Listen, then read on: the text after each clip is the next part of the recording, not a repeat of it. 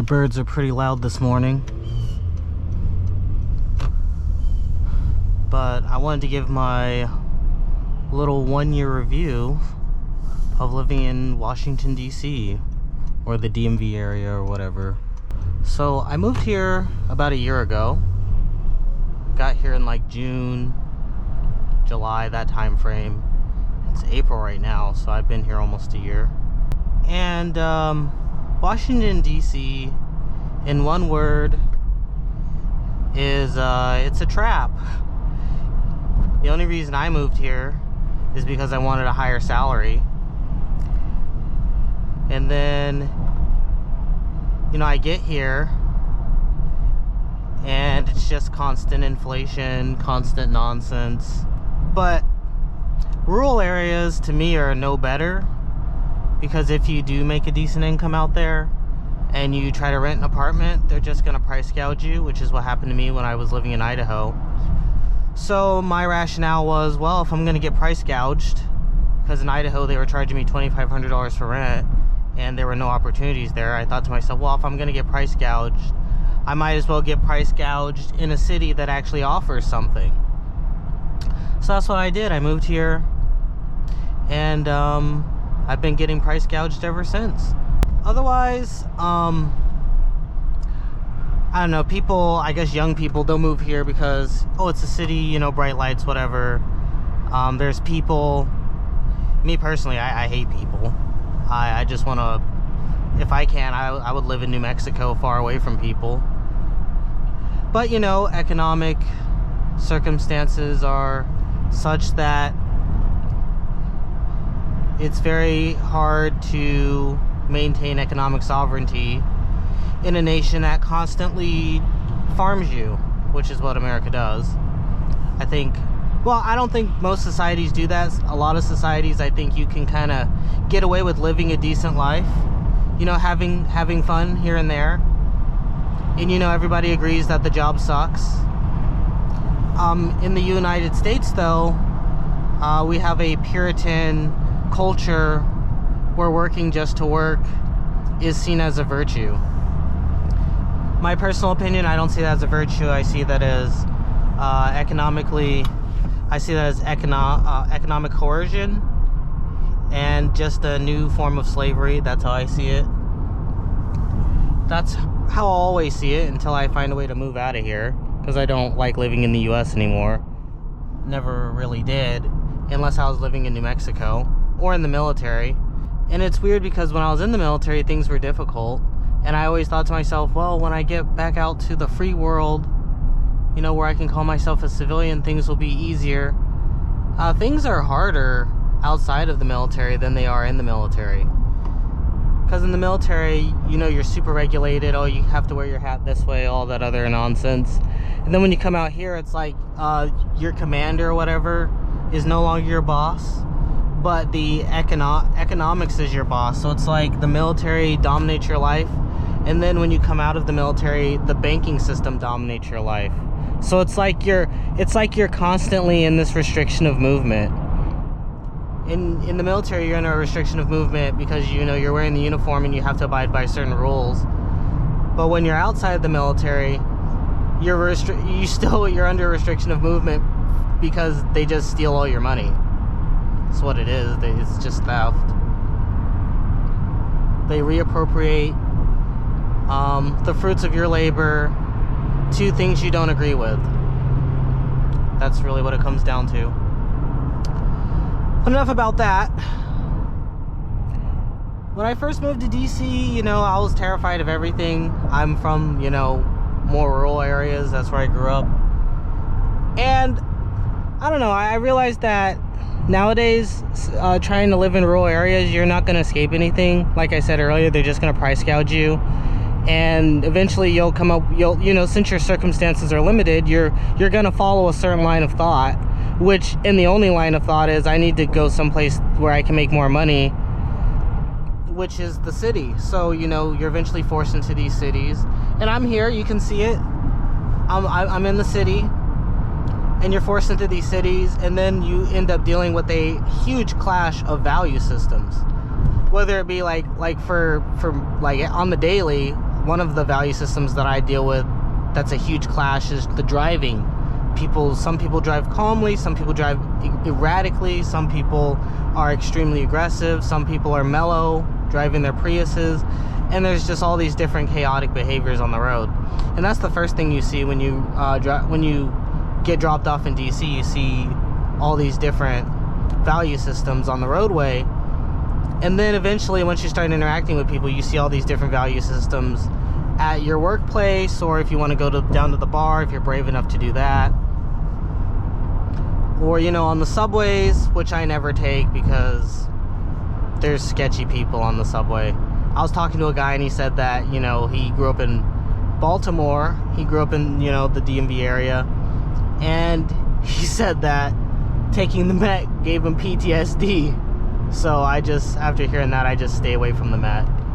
I have enough problems to deal with. I don't need some guy staring at me with a knife in his back pocket to be another one of my daily problems. So, and then one of the reasons I bought this vehicle, the Trail Sport, was because when I had my little Honda Civic, I noticed that I would hit a lot of potholes, and I could just feel the car wearing down. It had 144,000 miles, and it's not that they don't want to fix the roads in DC. I don't get that feeling. It's just that they can't. Look at all the traffic. Just even taking away one of these lanes can make a person's commute go from 45 minutes to an hour and 10 minutes. So they try to if they do road construction, they try to get away with little bits here and there, because there are too many people in these cities. There's too many people. One of the reasons that the cities are designed like this is because of that jackass named Robert Moses. He's the one, he basically made New York look the way it looked, and then all the other cities just kind of copied his formula. They really should have just copied Europe, honestly, with their giant roundabouts and some of their traffic flows. I think that would have been a lot better than this nonsense that we have here in the United States. But it's not up to me. I don't have any political power. I'm just a guy who writes books and goes to work, so whatever.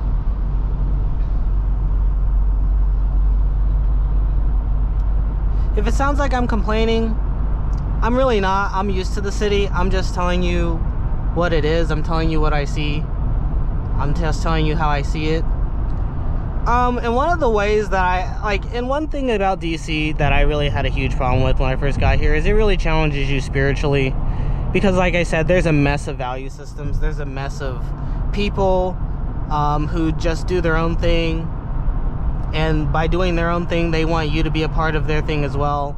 And by that I mean, for example, I see a lot of these trucks out here that I call Ladder 49, because they'll literally have 40, that's an exaggeration, they'll have 5-10 ladders on top of their trucks, and sometimes the ladders will just fall in the middle of the road and they'll just keep driving because they're not going to deal with paying the insurance people. So it'll mess up your car, it'll just destroy your car, and they'll just keep driving.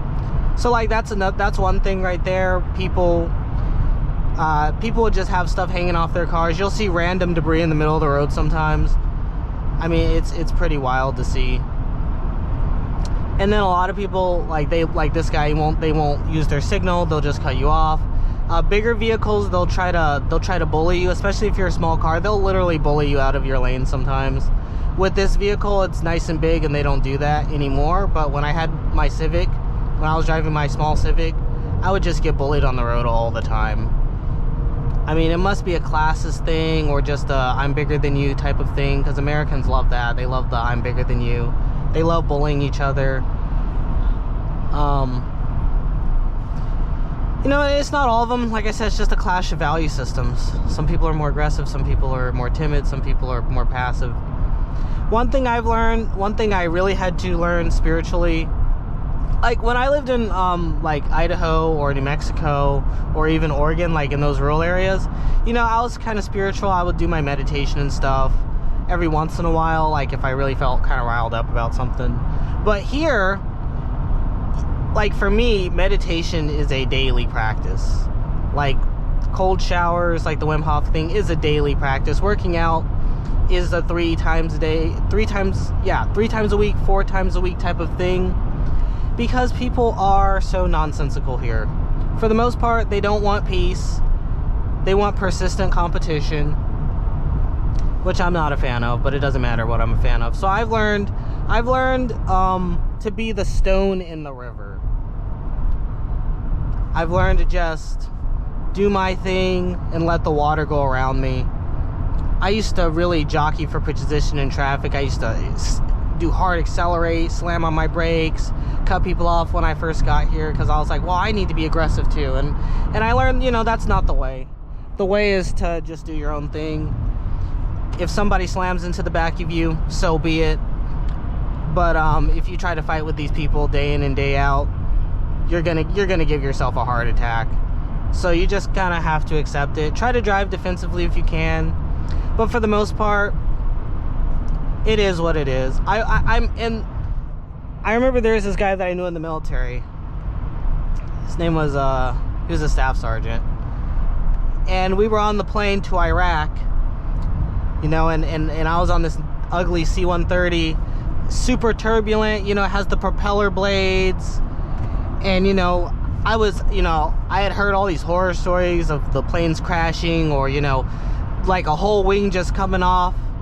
And I'll never forget this staff sergeant. He told me, I was ranked below him, so I'm not saying, oh, staff sergeant, like he was ranked below me, but like he was a staff sergeant. And I remember him telling me, he said, hey man, you're not flying this plane, you're just along for the ride. If the guy falls asleep and he smashes into the ground, he said, well, you don't have any control over that, so just accept it for what it is. And I really had a hard time with that philosophy of his. He must have grew up in a city or something. But yeah, on the roadway, it's much the same. You can go crazy in the cockpit, or you can just ride it out. So I do meditation daily. I keep the calm. I don't get agitated about stuff anymore. I used to completely freak out. I just don't do it anymore. If something really stupid is going on, I'll write it. I've written 37 books, and that'll just be book 38. And yeah, that's how I deal with the nonsense. That's how I deal with Trump stomping his little feet. That's how I deal with the senators putting on a good show. That's how I deal with the judiciary, signing off on these unjust laws that are becoming more and more unjust, in my opinion. But what I've learned, and I even wrote a letter to the president. I wrote a letter to my congressman and stuff. The congressman, his name was Dan Breyer. He actually replied. He actually really wrote it out for the president. I got the old auto email, the auto-generated thing. And, at a certain point I realized, these people don't give a shit about my opinion. So I'm just gonna, keep my peace. I'm gonna meditate every day. I'm gonna do what I can. I'm gonna keep doing my self-improvement. I'm gonna get to writing 100 books. I'll get there, in the next 10, 20 years. And, I'm just gonna keep my peace. I'm not gonna... There's no point in losing it. There's no point in going crazy over these crazy people. Because they'll be crazy today and they'll be crazy tomorrow. They're always gonna be crazy. The craziness is not gonna stop. So I just learned to keep my peace. No sense dying early. Better to just watch the show.